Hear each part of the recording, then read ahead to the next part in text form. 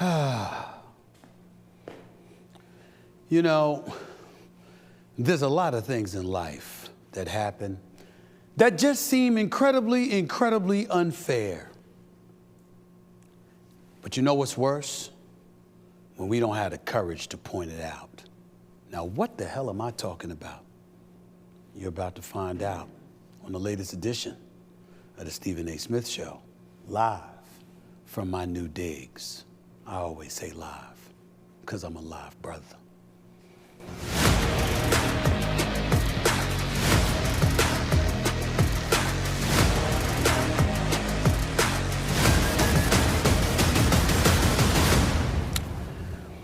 What's up, everybody? Welcome to the latest edition of the Stephen A. Smith Show, coming at you as I love to do at the very least every Monday, Wednesday, and Friday over the digital airways of YouTube. I'm here in my brand new studio thanks to my official studio sponsor, FanDuel Sportsbook. FanDuel, the official studio sponsor of the Stephen A. Smith Show. By the way, let me take a moment to say what I always say, that I appreciate the love and support from all of my followers and my subscribers. We've continued to climb and have exceeded 384,000 in the first 7 months. Can't thank y'all enough. Please keep the love coming, and I'm going to keep it coming as well. Please make sure to like and follow the Stephen A. Smith Show right here on YouTube. Just click the bell and get notified of all of our new content. While you're doing that, please don't forget to pick up a copy of my New York Times best-selling book, Straight Shooter, a memoir of second chances and first takes. Always, I love to take calls because I like to show people I'm not running from anybody. So I'll be taking your calls and questions. Just feel free to call in at 888-727-5303. That's 888-SAS-5303. The first order of business is to get into Draymond Green. Because yesterday, the NBA suspended Draymond Green 5 games for grabbing Minnesota's Rudy Gobert's neck, basically, putting him in a chokehold, calling it an unsportsmanlike and dangerous manner, the league said. Wednesday night, Green dragged Gobert for a good 7 seconds. We all saw the video. We all saw what happened. We know that there have been past transgressions on the part of Draymond Green. We get that, okay? Everybody's going to talk about how he kicked Steven Adams in the groin years ago. They're going to talk about how he kicked up at LeBron James, negating the fact that LeBron James, during Game 4 of an NBA Finals Series years ago, on the brink of being down 3-1, threw Draymond Green on the floor and then stood over him. And that's when Draymond Green pushed him off of him and kicked his feet up as well. We're going to forget all of that, right? We're even going to bring up the fact that he knocked out Jordan Poole, or essentially it looked like a knockout, with a video that was leaked that transpired in practice, for crying out loud. Here's the thing, ladies and gentlemen. Fights in the NBA in practice happen all the time with teammates. And the fact that happened, that didn't happen in front of an audience. It didn't happen with an abundance of people around that were spectators and folks who patronize the sport of the National Basketball Association. And more importantly, it was a private matter that was leaked. Now, that's not to absolve Draymond Green from such an egregious act, and he knows that, and he spoke about that more than anybody, so we get all of that. But then, of course, we're going to bring up that, and we're going to bring up how he stepped on the chest of Sabonis for the Sacramento Kings last year during the playoffs. There have been an abundance of transgressions on the part of Draymond Green. He is not innocent. And that's why when he got a 5-game suspension, a lot of people didn't have a problem with it because they're saying, hey, this is not an innocent dude. We get all of that. My problem is how people are trying to label one incident, or they're trying to say this is who he is, this is what he is. It was excessive, no doubt. It was a dangerous move, there's no doubt. Some people would even have a problem with the fact that Joe Dumars, of all people, who's the executive VP of NBA basketball operations, but in the same breath, a former member of the Bad Boy Pistons, who did a whole bunch of stuff when they were playing. And they're looking at Joe Dumars and they're like, you of all people? I mean, the Bad Boy Pistons invented some of this stuff. Who the hell are you? How did you get that job? But even when the Pistons were who they were, the bad boys, Joe Dumars was considered one of the ultimate good guys in class personified. So we can't use that against them. Here's what I will say, however. I still think 5 games is a bit excessive. Yes, Draymond shouldn't have grabbed Rudy Gobert around the neck like that. And yes, under no circumstances should he have held him for damn near a full 7 seconds. It was a dangerous maneuver. There was no doubt about that. But he didn't throw a punch or anything like that. And where was Cap to get Draymond Green off of him? He was trying to pull him off of Klay Thompson. I just think that when you look at it from that perspective and you want to sit up there and say, this is the problem with Draymond Green, that's an aberration. The NBA, although it appears to be soft as cottonelle tissue half the time, because you got the NBA with their rules being implemented at every turn, it gets to a point where you feel like you'll get a technical if you're past gas, for crying out loud. You understand that. I just want to be careful about excoriating Draymond Green to the point where he's considered such a pariah that officials and everybody else have an excuse not to call the games fairly. You want to eject him, fine. You want to suspend him when a transgression transpires, fine. He's got to live with that because he's got to reel in his emotions to some degree. I'm not denying that. But what I don't want to see is all of a sudden Golden State is going up against the opposition and every little ticky-tack call is against Draymond Green is accentuated to such a degree that we're walking around treating him like a damn criminal. It's not like that. The NBA can be very physical. There's a lot that goes on in that paint, particularly when you're an undersized individual the way Draymond Green is. Remember, Draymond Green has the body of a big, small forward, dare I say. There are power forwards that are bigger than him. Most, if not all, centers are bigger than him. He's just such an elite defender and has been an elite defender in the times that he's been with the Golden State Warriors, which is materialized in the 4 NBA championships and 6 appearances to the finals. I mean, when you look at it from this perspective, I think you got to look at and give respect where it's due. In the end, what it comes down to is that Draymond Green is a future Hall of Famer. We want to act like we don't know that, but it's true. When you're an elite defensive player and you've contributed to 4 championships, you are a Hall of Famer. Don't talk to me about offense because Dennis Rodman didn't have no damn offense. Dennis Rodman was a rebounding demon and he was an elite defender and an exceptional athlete. Draymond Green is an elite defender who, by the way, is a 4-time champion and one of the great point forwards we've ever seen in this game. Him bringing the ball up the basketball court, pushing the pace, and finding the right guys, meaning Klay Thompson and Steph Curry, of course. That's Draymond Green. Again, the 5-game suspension, if it were me, I would have suspended him for 3 games. But you want to give him 5, go ahead and give him 5. Let's just make sure that in recognizing that you gave him 5 games, we don't go overboard with it and try to engage in a level of condemnation that has this guy being treated like he's some damn criminal. That's not him. That's not who he is. 888-SAS-5303 is the number to call. This 888-727-5303. Let me move on to my second subject that I wanted to broach, and that was the 76ers against the Boston Celtics last night. I took the liberty of taking my beautiful daughter Samantha to the game with me. She enjoyed it. We enjoyed it. But the Sixers ended up losing that game. She enjoyed it until the outcome because she loves her Sixers and she loves Joel Embiid and Lord have mercy that she loved Tyrese Maxey. But I told her, Daddy told her that they were going to lose this game. You know why they were going to lose this game? Because the week before in Philadelphia, Philly had beaten Boston. You wasn't doing that twice. Not with supremacy within the Eastern Conference on the line. But here's what was what was so surprising about it. The Boston Celtics won this game without Jaylen Brown, their resident $300 million basketball player, whose salary, by the way, will be eclipsed by Jason Tatum, quick, fast, and in a hurry within the next year. But they were also out without their 7'3" forward that they just traded for in the offseason in Kristaps Porzingis. Both of them were out, and they still went into Philadelphia and beat Philadelphia. So what does that tell you? That tells you that what Philly has isn't enough. You can only expect Tyrese Maxey to do but so much. The brother is 22, going 23 years of age. He's averaging 28 and 7. Or he came in the last night game, averaging 28 and 7. We know what Tyrese Maxey can do. But to ask him on a night-in, night-out basis to do that while feeding the ball to Joel Embiid, who's averaging 33, even though he only dropped 20 last night, and just looked like he was a bit too lethargic, looked like he had overslept, looked a bit tired. In the end, what it comes down to is that when Tyrese Maxey left the court, the Philadelphia 76ers didn't know how to play basketball. You don't have another legitimate point guard, another legitimate scorer to spell for Tyrese Maxey, which means the only way your best shot of success is to run him into the ground. You don't want to do that. So guess what, Daryl Morey, president of the Philadelphia 76ers? You have to roll up in there. And what you're going to have to do is you're going to have to get on that phone and you're going to have to make another deal happen.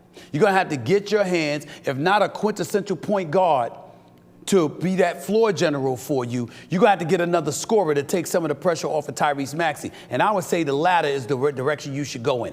Get another scorer like a Zach LaVine out of Chicago, although I wish the Lakers or the Knicks would get him. But you got Zach LaVine in Philadelphia. This is a guy paired with Tyrese Maxey that could do some damage. And even though it might compromise the number of shots Tyrese Maxey gets to take, it doesn't take the ball out of his hands the way playing with James Harden would have taken the ball out of his hands. So I think that has the potential to work, and it's something worth considering. If I'm the Philadelphia 76ers, you want a shot at beating Milwaukee come postseason? You want a shot at beating the Boston Celtics come postseason, which I don't think you will? You got to go out there and get another scorer. It's just that simple. Let me transition to the last subject before I go to break, because it's something that's on my mind. And it just needs to be said. You know, following the 2013-2014 season, a season in which the Golden State Warriors went 51-31 and ended up losing in the first round to the Los Angeles Clippers, courtesy of a Game 7 loss to Chris Paul and Blake Griffin and those boys. Former NBA player and head coach Mark Jackson lost that job. Now, for those of you who don't know who I'm talking about, we're talking about a Mark Jackson who starred at St. John's University in Queens, New York. We're talking about a Mark Jackson that came into the NBA and ended up being the Rookie of the Year for the New York Knicks. We're talking about Mark Jackson, who is one of the brilliant basketball minds this game has ever seen. That same Mark Jackson was once the coach of the Golden State Warriors, no longer the case. That same Mark Jackson hasn't been able to get another job since that season as a head coach. That same Mark Jackson ultimately arrived at ESPN, where he worked for years doing color on the games, sometimes by himself with a Mike Breen or others calling games, and he would be there doing color by himself. I was going to say my boy Ryan Rucco as well, one of the great, great young broadcasters in the business. But Mark Jackson either doing it with them doing color by himself, or he was doing it with Jeff Van Gundy.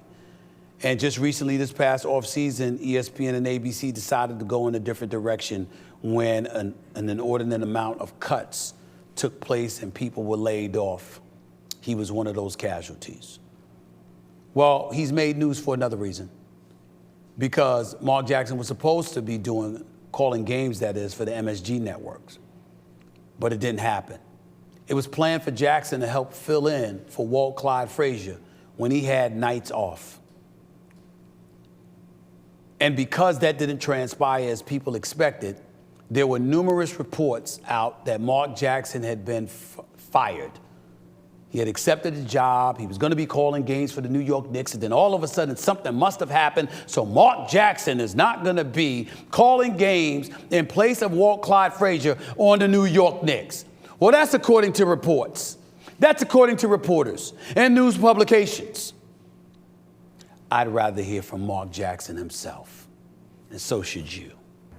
Come on, man. Come on. At some point, the lies have got to stop. The lies have got to stop. I've sat back year after year after year, listening to lies, questioning me as a man and my integrity. What I stand for, what I was raised on, has been questioned. I sat back and didn't say anything. My guy, the coach, the legend, Coach Deion Sanders, Coach Prime, has a great quote that I listened to just recently. He said he lost the address to the high road. I'm not there yet, but I'm getting closer, because there's a side of me that's fed up, that's upset that you keep on smearing my name. Today a report came out that I was fired or dismissed from calling Knick games. Honored and privileged to have an offer bestowed upon me to back up the legend Walt Clyde Frazier calling Knick games. Over a week ago, I turned that job down. You heard what I said. More than a week ago, I turned the job down due to the fact that it wasn't the ideal conditions and it wasn't the ideal time for me. You know, in the interest of full disclosure, because we have an obligation to be responsible at all times to the best of our ability, particularly when you've been in this business as long as I have. So the first order of business is to say that Mark Jackson is not only a former colleague, he's a friend. I've known him for many years. I wasn't blessed and fortunate enough to know him when I was growing up in Hollis, Queens, New York, and he was right down the block near Murdoch Avenue and O'Connell Park, where he grew up just a few blocks away. I looked up to him. I was never the player that he was. I was never the basketball mind that he was. And everybody has to find their own way. But one of the greatest honors of my career is that I've come to know him and to be able to call him a friend. So I will openly confess to you, to everybody out there, that, yeah, you can accuse me of a bit of bias. Fair enough. But what's happening to him and what has been happening to him is utter bullshit. And y'all are full of shit. And you know exactly who the hell I'm talking to when I say that. Every chance you get, you throw out rumors about him. And I'm not going to even denigrate or sully his name by bringing up what those rumors have been over the years. It spanned years. Nobody ever takes the time to say, well, if it were true, even if those rumors were true, oh, it was years ago. It was years ago. Now, I remember when he got fired from the Golden State Warriors. And there's not much shade we can throw on the Golden State Warriors because the successor was Steve Kerr, who happens to be one of the top 5 coaches in the history of basketball so far as I'm concerned. But you got people who despised Mark Jackson, who would tell you Klay Thompson and Steph Curry may have never been what they ultimately became had it not been for Mark Jackson and the tutelage he provided and how it set the stage for Steve Kerr to piggyback off of and ultimately elevate not just the franchise, not just them, but himself to astronomical heights as a coach and a basketball mind in the game of basketball. And no shade on Steve Kerr whatsoever for another reason. The man was a champion before he got to Golden State. He was a champion as a player in Chicago. He was a champion as a player in San Antonio. And if Tom Thibodeau had listened to him, if Mike D'Antoni had listened to him and allowed Tom Thibodeau to come to Phoenix and be the defensive coordinator when Steve Kerr was running basketball operations in Phoenix, Phoenix might have won the title one year with Amari Stoudemire and the Matrix, Sean Marion and Steve Nash and all of those brothers. They might have done it, but it didn't happen. I say all of that to say ain't no problem. Nobody's trying to throw any shade on Steve Kerr whatsoever. But there's something to be said about somebody teaching you how to crawl and walk before you ultimately learn to run and sprint. And that is what Mark Jackson did. For a lot of other people, it would have been enough to get another job. But for somehow, some way, for some reason, Mark Jackson gets ostracized. It really pisses me off. It really does. Because it's grotesquely unfair. This man, 98 and 66, his last 2 seasons coaching in Golden State, 2012 to 2014, and can't get another job all of these years? Really? But nobody wants to bring that up. Because every time he comes close, it could be Sacramento, it could be New York, it could be somewhere, there's always some damn rumor that's coming out. Did it ever occur to some of you people out there? What if people like myself and others who covered the NBA for the last quarter century started putting out the rumors that are out there about other people? Ladies and gentlemen, I know people who've been accused of some unsavory things that are working in professional basketball. I know somebody that was fired. I take that back. I know several people who were fired for having adulterous affairs. and somebody grabs them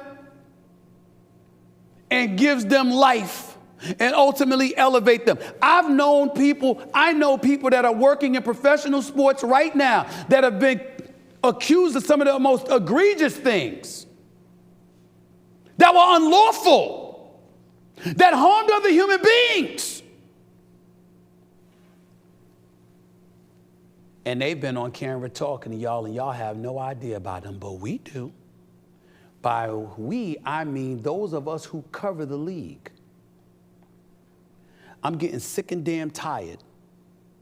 Every time Mark Jackson wants something or got something going on, when none of those accusations are applicable to him, and yet somehow, some way, they want to get in the way of this man trying to earn an honest living. Where's your compassion? Where's your decency? He don't have a right to go out there and earn a living? Now, let me be very, very clear. I'm talking about as a basketball coach. I work for ESPN. I was not happy when Mark Jackson was let go. I don't have any control over that. I think he's an outstanding analyst, but I also know Doc Rivers is one too. And I know Doris Burke is a Hall of Famer. She's sensational. And I love the job that J.J. Redick and Richard Jefferson are doing. And their promise is endless. The prospects are endless. They are special. And I want to state for the record, I miss Jeff Van Gundy. There's certain things that are above my pay grade. And decisions are made in corporate America every day. I keep telling y'all about that. Where the money reside, where the money reside, where the money reside, where the money reside. Okay? Yes, I get it. But the point is that in the throes of business, evidently all of these years Mark Jackson was doing this job, he was good for business. You working for ESPN and ABC calling NBA final games, and all of a sudden you can't call Knicks games? Of course something's fishy. But why I got to be him?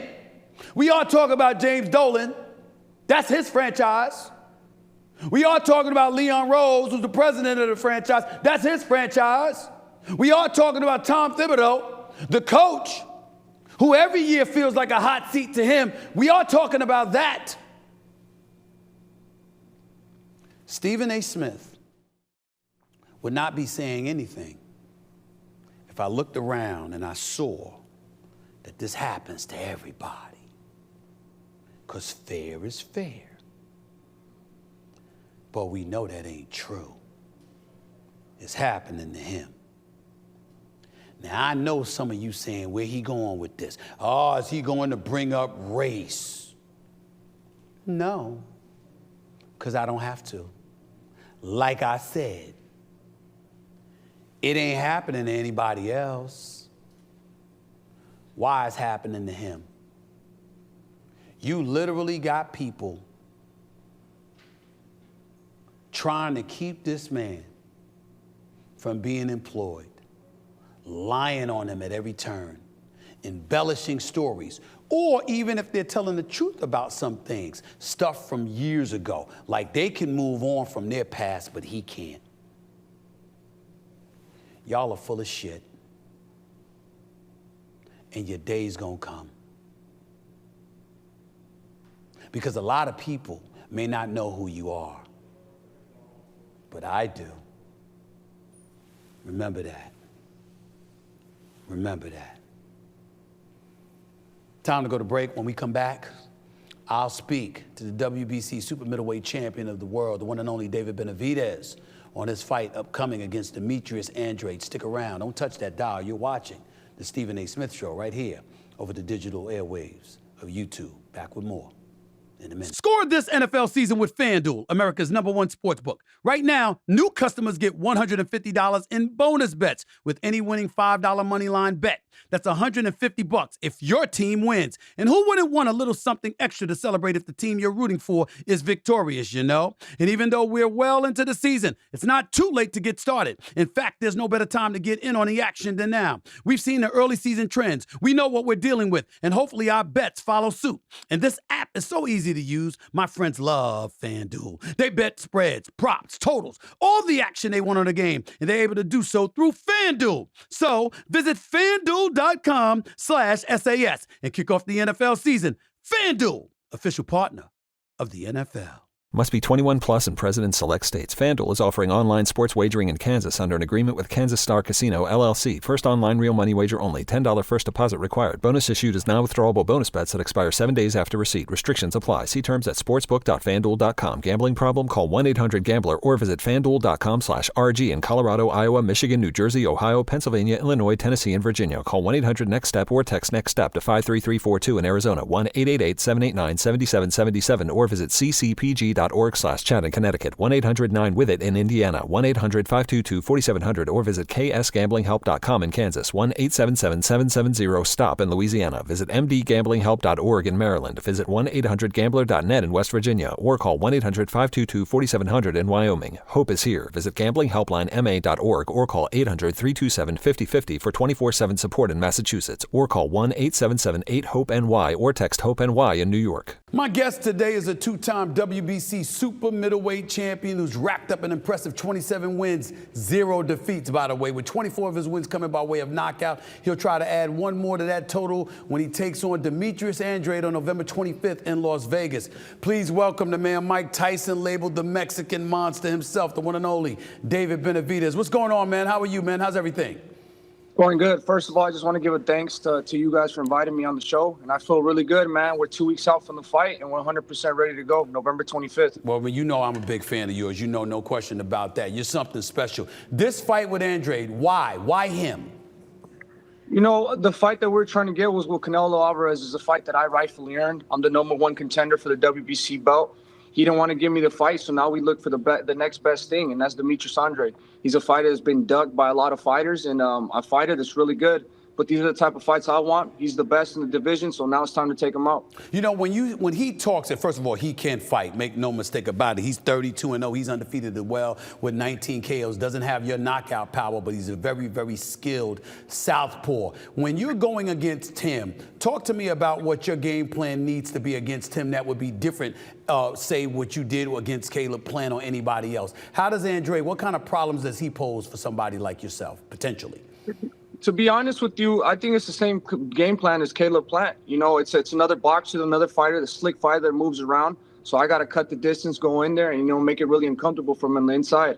I know it's not going to be easy because he's very talented, very technical. He moves around a lot. But, hey, these are the type of fights I want. I don't want any easy fights. You know, I want to go and make it hard for myself. But I will guarantee you guys that I am going to get the knockout victory. When you think about yourself at this point in time in your career and what you bring to the table, what is it that you think the public is missing about you? Things watching you, seeing you finish opponents, seeing the speed, seeing power in both hands. I'm just wondering, is there something that we're missing about you in your mind, things that we don't know about you that we need to see?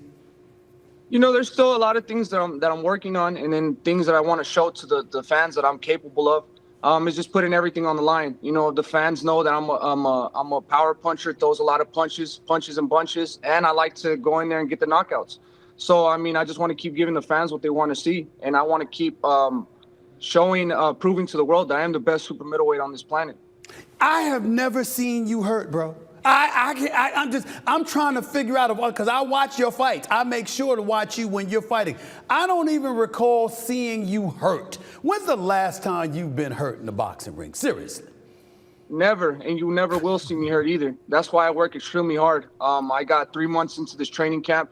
I put everything into this training camp. I have not left any stone unturned, and I come into my fights very prepared.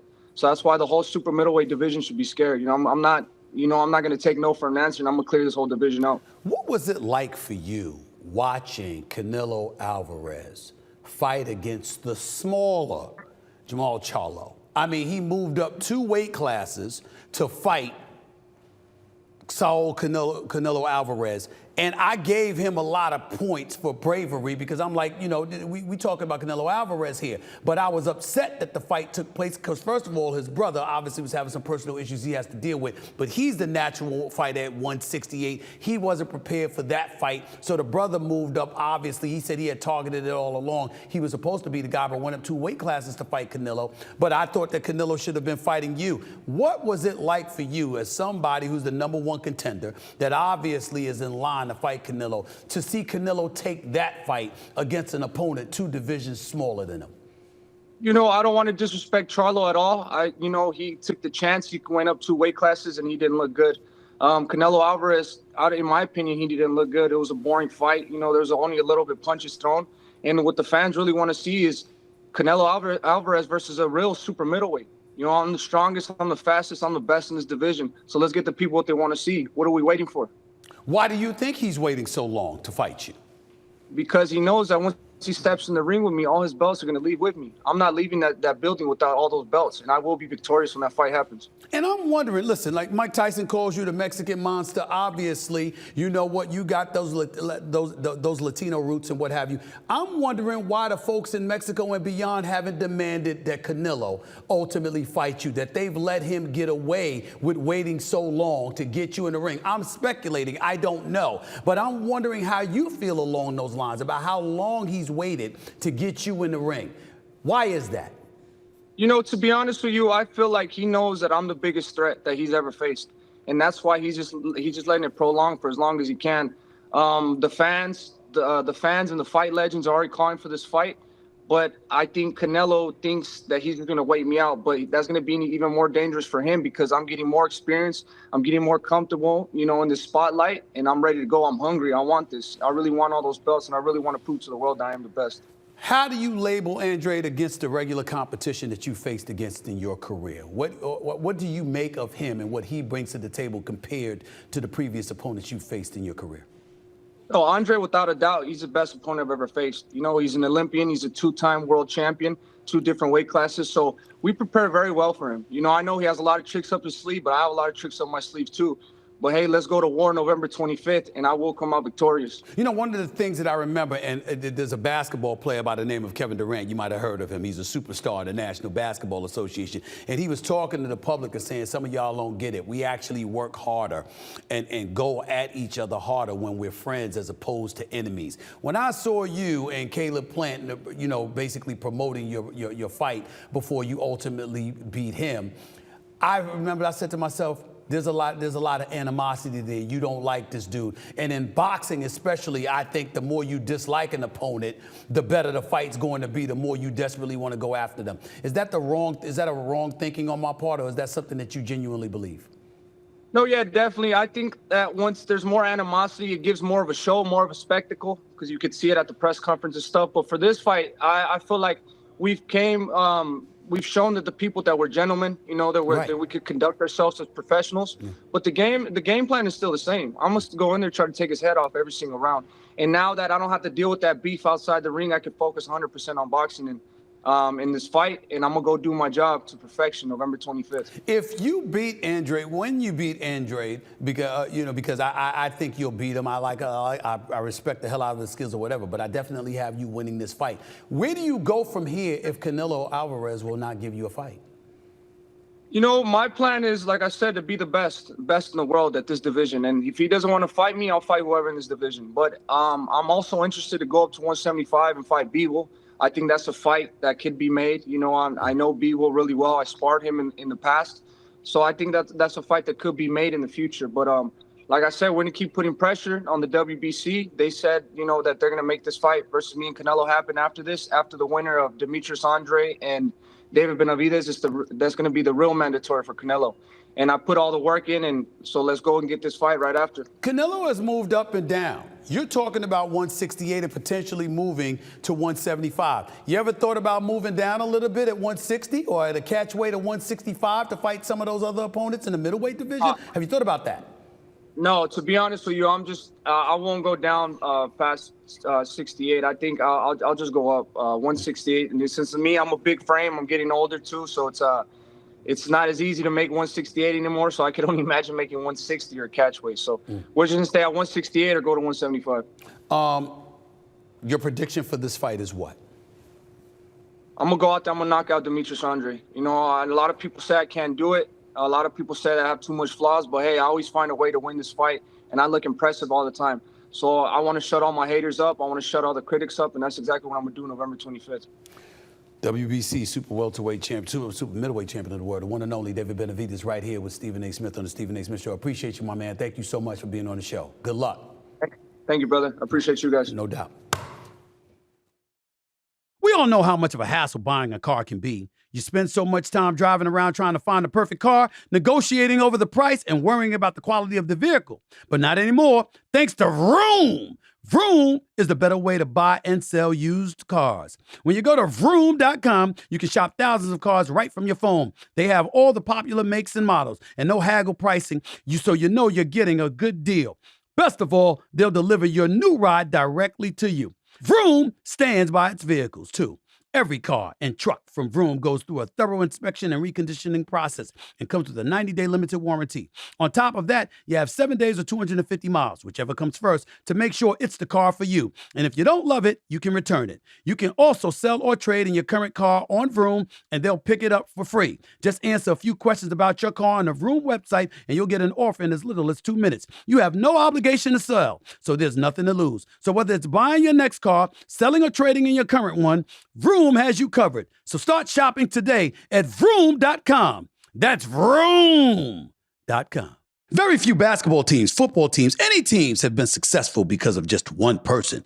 Because there's no I in team, and Indeed knows that. When you're running a business, you got to be hiring the best team around, and you need Indeed to help with that. Indeed can streamline hiring with powerful tools so that you attract, interview, and bring candidates aboard all in one place. I love that they don't mess around and waste our time. They immediately match you with quality candidates and do all that hard work for you. And the best part is that they're the only job site where you just pay for the applications that meet your must-have requirements. No time or money wasted. Start hiring now with a $75 sponsored job credit to upgrade your job post at Indeed.com/SAS. Offer good for a limited time. Claim your $75 credit now at Indeed.com/SAS. Just go to Indeed.com/SAS and support the show by saying you heard about it on this podcast. Indeed.com/SAS. Terms and conditions apply. Need to hire? You need Indeed. Welcome back to the Stephen A. Smith Show right here over the digital airwaves of YouTube, coming at you every Monday, Wednesday, and Friday.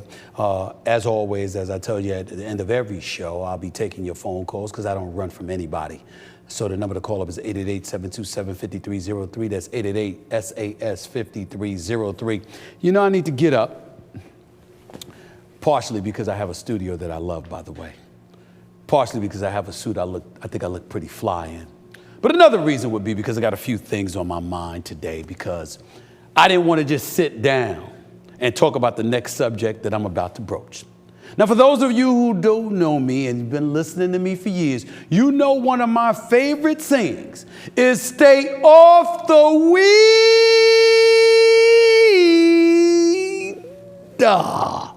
You know that about me. You know that. The one person I've never said it to is my brother Snoop Dogg. We know that he gives new meaning to a green room. We know this.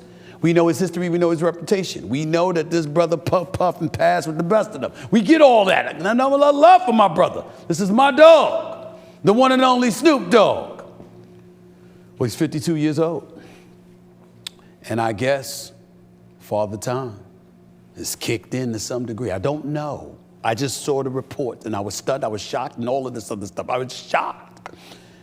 According to the reports, Snoop Dogg, who's 52 years of age, says he's quitting smoking.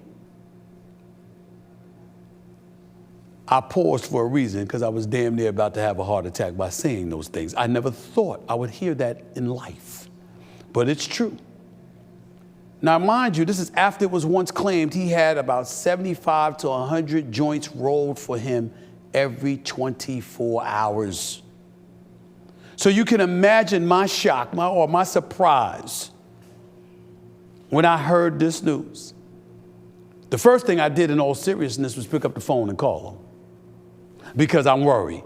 Because I'm like, what the hell's going on? Why would you stop smoking? What the hell is going on? I can't believe this. I mean, that's the one person that I wanted to be able to say, stay on the weed. I mean, let's be clear. I'm wondering. But when I couldn't reach him directly over the phone, I decided to reach him on social media, the way I reach a lot of people that I don't get to talk to or doesn't get to talk to me. So I decided to post this right here for everybody to see. You see this right here? Snoop Dogg, I'm giving up smoke. This is me. Stay off the weed. Remember I said that? This is what I posted on my social media page. I've won, but at what cost? I gotta talk to my man Snoop. I gotta find him. I gotta make sure he's all right, okay? I gotta make sure I don't want him depressed. I don't want something, but I'm your brother. I know it's shocking to believe, but I love this brother so much. This brother means so much to me. He's always been there for me. That's my dog, okay? I love him to death. If I had to go against my adage and I had to sit up there and tell somebody to stay on the weed because that would make them happy, it would be him. I do it for him. I do it for him. I don't know if I do it for anybody else, but I would do it for him. Love you, bro. Make sure you are right.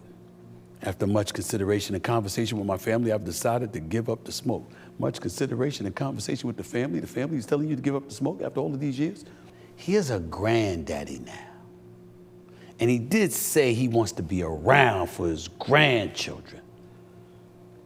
The only thing that confuses me about that is if you wanted to be around for your grandchildren and you think smoking weed harmed you, then I know you love your children and I know you love your wife, so you wanted to be around for them too, but you were smoking all of the time. I thought weed was healthy. That's what people have been trying to tell me. So either way, this is my brother, nothing but love for him. Whatever decision he makes, I support him. Period. Let me move on. Colorado Buffaloes coach primetime Deion Sanders asked for leniency toward 4 Beaumont High School, California students suspected in the Rose Bowl locker room heist that happened during Colorado's game at UCLA versus UCLA on October 28th. Listen to primetime Deion Sanders in a press conference talking about granting leniency to these kids who are thieves.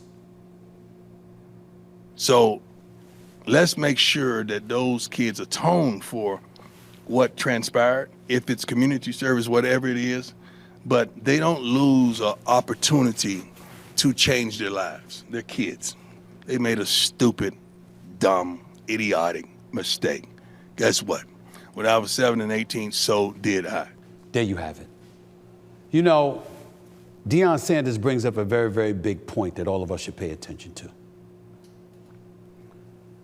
I personally am not interested in compassion for anyone who harms other people. I'm talking physically.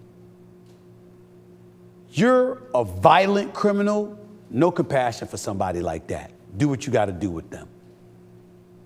Because if there's anything inside your soul that allows you to bring harm to another human being physically, without any compassion whatsoever, anything that puts you on pause and make you hesitate and think twice about what you're doing, you're probably somebody who belongs in jail any damn way. But when you come to thieves, young kids, committing acts of thievery and things of that nature, just like Deion Sanders said, punish them. Make sure that some kind of ramifications come along with it, because a deterrent usually is the best route to take. But not in a fashion that calls for their lives to be irreparably damaged. Let's think about that for a second. Children are the future. Kids are the future. If we give up on them so early and we stigmatize them and stymie their growth in such a way because the system has gotten a hold of them and it serves to keep them down, then how bright is the future for the rest of us? Let's have some compassion All of us make mistakes. All of us do stupid things. None of us are perfect or all of us are flawed in the eyes of God. Let's just keep that in mind. Applaud primetime Deion Sanders for having that level of compassion. That's why he's primetime. And most of us are daytime. Moving on, James Dolan, owner for the New York Knicks, is looking to land the queen bee herself. Lord, is she special. That's Beyonce. That's for his Las Vegas music venue, The Sphere, which, by the way, looks big time.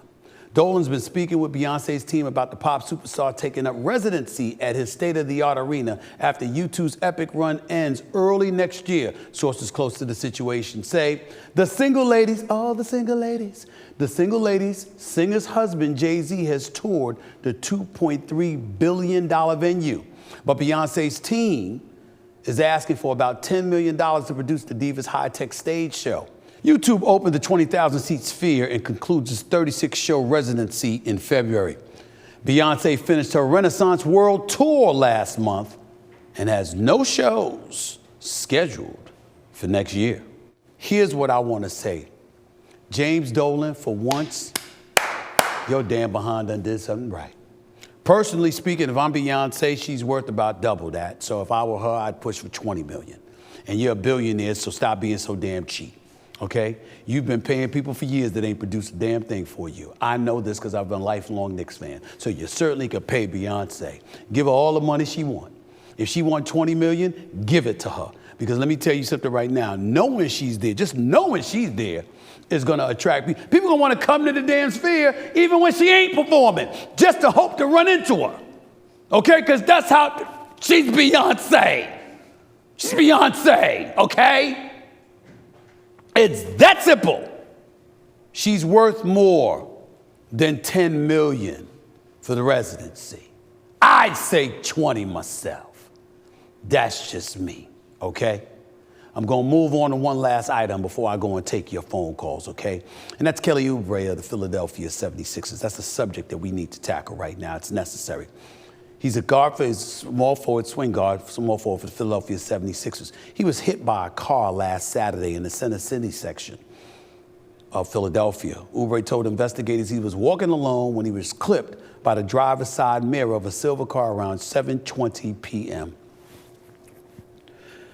Look, first of all, thank God he's okay. Went to the hospital, suffered a broken rib and some other injuries, nothing life-threatening. Thank God he's okay, even though he's going to be out for a little while from playing basketball for the Philadelphia 76ers. I was at the game last night. They desperately needed him. He wasn't there. They lost the game to the Boston Celtics. Here's all I can tell you. I don't have any facts to back up what I'm about to say. I just find it a tad bit odd that somebody damn near hits you, like flush, and evidently the side of the mirror, the mirror caught the side of your body, and because of that, you end up going to the hospital, but still in all, it was hit and run. So they ran away, they drove away. So they hit you by accident. You know how much of a speed they had to be going through for the side mirror of a car to hit you and that to hospitalize you? I'm sorry. There's something about that reeks of intentionality to me. Now, I don't know whether that's true or not. They haven't found the suspects. Who knows what the situation is going to materialize into? I don't have any of the facts other than to say that he's alive and doing better and getting healthy, and they hope that he's going to be okay. But my belief is, I lived in Philadelphia for 17 years. Those side streets in Center City and stuff like that, yeah, they're going a little fast. They ain't going that damn fast. And oh, by the way, if you get hit, you're kind of looking both ways, and you're always mindful and cognizant of the cars that are going by. I understand we're living in a world of people putting their head down and tweeting and walking without looking both ways, but this is the damn fault for the Philadelphia 76ers. Making millions, looking to make more millions in the years and years to come. Your body is your temple. It's what makes him his money, his athleticism, his physique, him being in shape and ready to play ball. I find it very difficult to believe that with all the dangers you avoid, that suddenly You just lost consciousness and got hit by a car's side mirror while you were walking in the streets. It seems to me like somebody targeted yourself. And if they targeted you, why would they do that? Not that it absolves them from guilt or criminal behavior, but something's a little fishy. It's just my perception. Let me go to the phones before I get on out of here. The number to call is 888-727-5303. That's 888-SAS-5303. I love to get to the call, so let's go right to it. Let's go to Caesar in Vegas. You're live with Stephen A. What's up, Caesar? What's up, Stephen A? I know how much you love college football. Who do you think is going to win the college football national championship this year?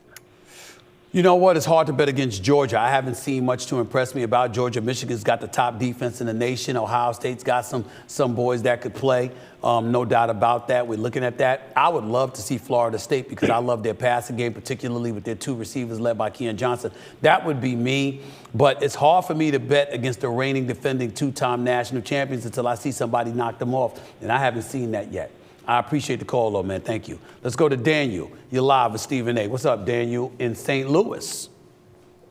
What's up, Stephen A? How's it going? I'm all right. Talk to me. Just good. I know you're Steelers fans. I just wanted to see how you feel about the Steelers moving forward. Obviously got some middle linebacker issues right now, and then sucks. the offensive struggles. The Steelers' offense sucks. And I think that Matt Canada, the offensive coordinator, should have been gone. I think Mike Tomlin is being his true loyal self and working his genius as a coach and finding a way to get it done. But I am not happy with their offense at all. They still have yet to record a 400-yard game, which seems like a damn years, for crying out loud. They're just awful offensively as far as I'm concerned. It really makes no sense. You got Deontay Johnson, you got George Pickens, you got Freiermuth, you got Najee Harris, and you got this guy Warren at the running back spot. I'm just looking at them and some of the personnel that they have in place, and I'm like, why the hell can't they score more points? It's because their quarterback, Kenny Pickett, ain't the dude that I thought he was. Not when I'm looking at C.J. Stroud ball the way that he's balling. I'm sorry, I wish they had him. But that ain't the case. Agreed. All right, man. Hey, at least the O-line's been picking it up. How about that? That is true. You're right about that. Appreciate the call, man. Thank you. Let's go to Blake in Atlanta. You're live with Stephen A. What's up, Blake? Hey, what's going on, Stephen A? Huge fan of yours. Somebody who wants to be in the sports media industry. Always looked up to you, so it's awesome that I finally get a chance to call and talk with you. Huge Atlanta sports fan, so of course, like yourself, I watched the Hawks-Knicks game last night. Not surprised by the outcome by any means, but, you know, you're a great basketball mind. I was wondering if I could ask you a question based on first of all, time. Stop. First of all, I'm going to take your question, but Blake, you're being a slick ass. Stop it. Here's what you did. You sat up there and you complimented me. Then you went on a soliloquy like you were hosting a damn radio show and then said, I'd like to ask you a question when you know the intent of you calling in is to have a question ready. So you spent about a full minute talking because clearly this is the career that you want to be in. First order of business is learning when to be concise. And secondly is being honest enough to say, yo, this is what I want to do. So let me ask you this question. Or can I give you some commentary before I ask you the question? You didn't do that. You're lucky I ain't hang up on you. Now, ask your question. Okay. So, you know, of course, we played in the playoffs a couple of years ago, and I don't think the Hawks need to be holding on to that anymore. You know, that's more commentary, Blake. That's more commentary, Blake. Blake, I'm messing with you, bro. I mean, it's all love, but I'm messing with you. That's more commentary. That is not a question. Let me. Can I give you some advice, Blake? How old are you? I just turned 20 2 weeks ago. You just turned 20? Yes, sir. All right, congratulations. Let me give you a little tip, okay? This is me, Stephen A., looking out for you. And I'm not going to hang up on you. I'm going to let you ask your question, okay? I'm listening. Let me give you a little tip. Yes, sir.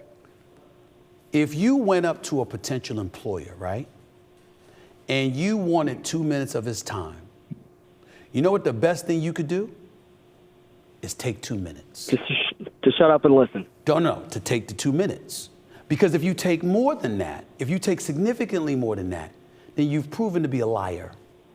You really want more of their time. So then they're going to hesitate to talk to you because they're going to be like, damn it, he told me he wanted 2 minutes, but he got me here for 5 to 10 minutes. I ain't going to talk to his ass next time.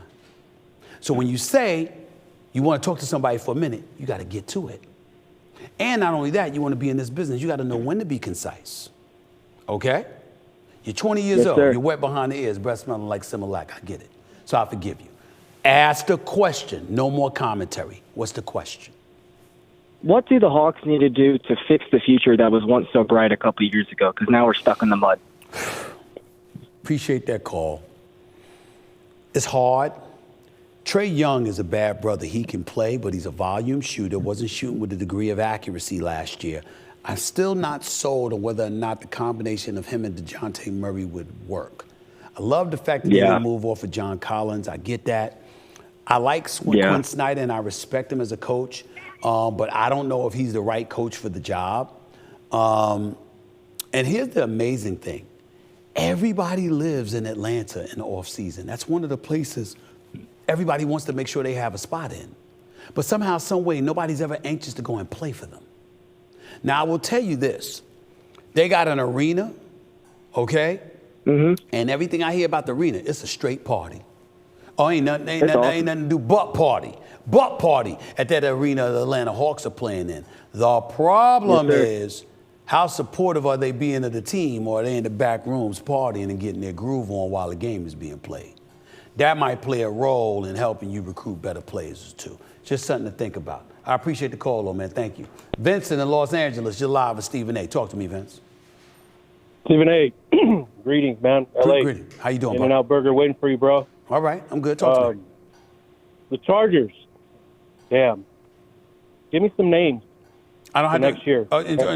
Names for what? For a head coach. Damn right. Anybody. Damn right. The Chargers need another coach. Chargers need another coach.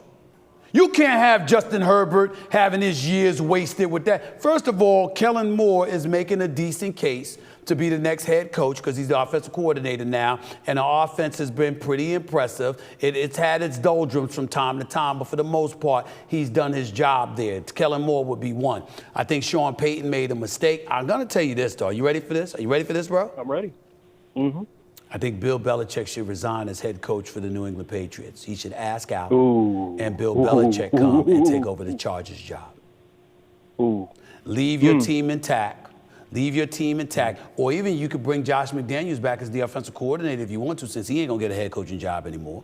But he's a damn good offensive coordinator. Let him come near to Los Angeles, be the offensive coordinator under Bill Belichick, and he could bring Justin Herbert along. I would say Bill Belichick. That is the name Belichick that I would give you. Because of the window that's still open? You think? That's why? Well, listen, if you're Bill Belichick, why would you stay in New England? You've wet the bed. You've stunk up the joint. You're a below 500 coach since Tom Brady walked out the door. Mac Jones has regressed considerably. The people in Foxborough, Massachusetts and beyond ain't sold on you any longer. Why not do that? That's just me. Agreed. I got to bounce out of here, man. I appreciate the call. Call back another time. Thank you so much. Last caller, Edward in San Jose. You're live with Stephen A. What's up? What's going on, Stephen A? What man, up, baby? Long-time fan. I'm ready to call in because, man, they just broke the news that the A's are moving to Vegas, man. Yep. I'm a long-time Bay Area. Go to both Raider games and A's games, man. I just want to know your thoughts on them moving to Vegas, man. Y'all deserve it. The city of Oakland deserves what they get. And listen, I don't know all the details, and I'm quite sure city officials have worked diligently to keep the team, the franchise there. I'm quite sure that proposals have been made that they felt outbid other areas, et cetera, et cetera. But the reality of the situation is the handwriting in the city of Oakland has been on the wall for quite some time. Let's call it like we see it. The Oakland Raiders left. They're now in Vegas. The Golden State Warriors moved from the Oracle to the Bay, just 20, 25 minutes away, just to get the hell out of Oakland, all right, and build their new facilities. And now the baseball team leaves. By the way, you had possums hanging in the wall of the damn stadium. That's just disgusting. You understand? That's just nasty and disgusting. Yeah. Possums hanging in the wall. Do you understand what an indictment, what a catastrophic indictment that was against the city of Oakland? If you remember, shortly thereafter, they were playing baseball games in Tennessee or someplace. Why? Because you can't be having professional athletes playing under those conditions. Now, I understand over the last two games, they've won 110 games combined when there's 162 games in one Major League Baseball season. But the reality is that even though they've stunk up the joint the last 2 years, there were 3 consecutive years in recent memory when they went to the postseason. How does the city not ensure you keep the franchise? How does the city not ensure that you make sure to upgrade their facilities? Hell, build them a new stadium if you have to. Now you lost your baseball team, your football team, and your basketball team. I'm scared for what the economy in the city of Oakland is going to look like without those people, without those professional sports teams there. It's a travesty. Yeah. But you cannot have possums hanging in the freaking wall of a stadium. First of all, possums look like rats from a distance, okay? And them big ass possums sitting there hanging, crawling up and down the wall. You have any idea how nasty, disgusting, and scary that is? They lucky they didn't leave last year and never came back. Yeah. Come on, man. Yeah. Come on. Yeah, the city of Oakland got to get together. Come on. And by the way, you lost it. Like last minute, they did draw up the plan. Yeah, they drove up the hell with all of that last minute. Listen, if you've been getting on my damn nerves, and you've been getting on my damn nerves 1 week after another, 1 month after another, ultimately 1 year after another, eventually I'm going to get tired of your ass, and you're going to get tired of me. And you're going to say enough's enough. And when somebody shapes up and try to fly straight and right and do everything the right way, you're going to say it's too late for that. Women have taught us that for centuries. Can we just all take it to the man? The owner didn't do shit for the team either. Let's keep it a buck too. Hold on, time out. I understand that. Time out. He didn't do it because he didn't want to, because he was looking to leave. Why help you out? You got to incentivize him to stay. You saying the owner didn't do anything for the team either, and didn't do anything for the city. Well, again, they went to the postseason 3 or 4 straight years up until a couple of years ago. You're the one that want to see him. 2002. Say what? They put money into the team. They've been playing Moneyball since 2002. Time out. I understand that. But who's the one crying over them leaving? They ain't. If you know that you want to keep them, then you got to do what it takes to keep them. Now, and not only that, the city of Oakland, you cannot make a case for them when the football, basketball, and baseball team, 3 major sports franchises, departed from the same damn city inside of 5 years. You cannot make a case on behalf of Oakland. You just can't do it. You can't do it. Appreciate the call, man. Yeah. Thank you so much. Got to get on out of here for the show. And I was getting ready to walk away and tell y'all I'll talk to y'all in the next day or so, same bat time and channel. But then I got tipped off that I need to stand up to end this show because somebody tweeted me a question. And they said, Stephen A., you can't sit down for this. You got to stand up to answer this question. So I guess I'm going to do that to end the show and see what the hell these folks are talking about. Okay, y'all got me standing up. Okay, I'm standing. I'm here. Put up your question. Let me see what the question is. At Ballsack Sports. Good Lord. You couldn't come up with a name better than that? Damn, so crass. Anyway, Stephen A., would you go a year without sex if it guaranteed the Knicks a championship?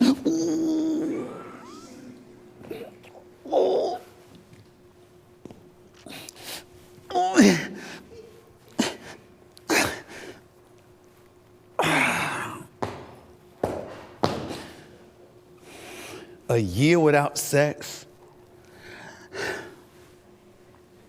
Nah.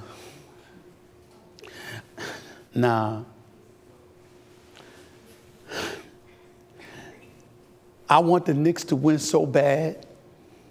I have suffered for decades. Ladies and gentlemen, I am 56 years old. The last time the Knicks won the championship, I was 5. 5. I deserve better. I think I'm a decent young man. I go to church. I tithe. Pay my tithe. I try to do the right thing. I know that, Pastor Bernard, please forgive me. I know that I have a ways to go. I do. But I try. It's not for lack of effort. It's just hard. It's hard. And when you ask that question, to me, you're alluding to one of the most blasphemous words in history, and that's celibacy. I can't function like that. That's going too far. Monogamy, no problem. Celibacy is another matter. And to know that you're asking me to do it for the New York Knicks, essentially you're asking me to do it for James Dolan. That ain't happening. But if there's anything that could have gotten me to consider it, it would have been the Knicks winning the championship. I want it so bad. I want it so bad. What it would do for my life, what it would do for my heart and my soul, how it would elevate my level of enthusiasm, how it would get me hyped, Oh, my Lord, I can't even tell you.